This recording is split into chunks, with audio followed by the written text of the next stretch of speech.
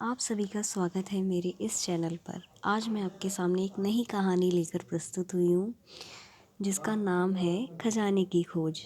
एक गांव में एक रामलाल नाम का एक किसान अपनी पत्नी और 4 लड़कों के साथ रहता था।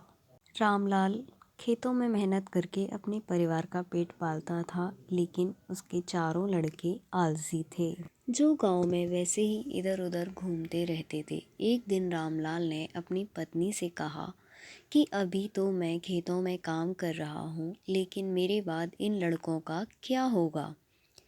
इन्होंने तो कभी मेहनत भी नहीं करी है, ये तो कभी खेत में भी नहीं गए। रामलाल की पत्नी ने कहा कि धीरे धीरे ये भी काम करने लगेंगे। समय बीतता गया और रामलाल के लड़के कोई काम नहीं करते थे। एक बार रामलाल बहुत बीमार पड़ गया।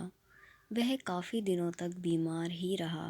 उसने अपनी पत्नी को कहा कि वह चारों लड़कों को बुलाकर लाए। उसकी पत्नी चारों लड़कों को बुलाकर लाई। रामलाल ने कहा, लगता है कि अब मैं ज़्यादा दिनों तक जिंदा नहीं रहूँगा। रामलाल को चिंता थी कि उसके जाने के बाद उसके बेटों का क्या होगा।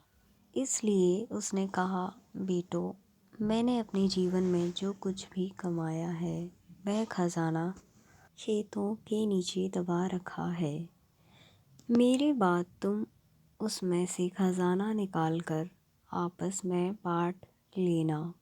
यह बात सुनकर चारों लड़के खुश हो गए। कुछ समय बाद रामलाल की मृत्यु हो गई। रामलाल की मृत्यु के कुछ दिनों बाद उसके लड़के खेत में दबा खजाना निकालने गए।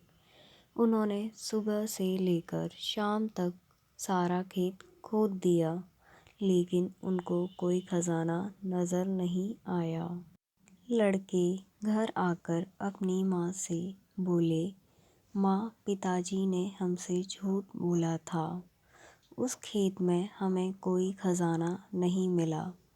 उसकी माँ ने बताया कि तुम्हारे पिताजी ने जीवन में यही घर और खेत ही कमाया है, लेकिन अब तुमने खेत खोद ही दिया है तो उसमें बीज भी बो दो। इसके बाद लड़कों ने बीज बोए और माँ के कहे अनुसार उसमें पानी देते गए। कुछ समय बाद फसल पक कर तैयार हो गई, जिसको बेचकर लड़कों को अच्छा मुनाफा हुआ, जिसे लेकर वह अपनी माँ के पास पहुँचे। माँ ने कहा, तुम्हारी मेहनत ही असली खजाना है। यही तुम्हारे पिताजी तुमको समझाना चाहते थे। तो दोस्तों, आपको इस कहानी से क्या शिक्षा मिलती है, मुझे भी एक बार कमेंट करके ज़रूर बताइएगा। आपको मेरी वीडियो अच्छी लगी तो प्लीज़ लाइक, शेयर, सब्सक्राइब ज़रूर कर दीजिएगा। मैं फिर से प्रस्तुत होती हूँ नई कहानी लेकर। नमस्कार।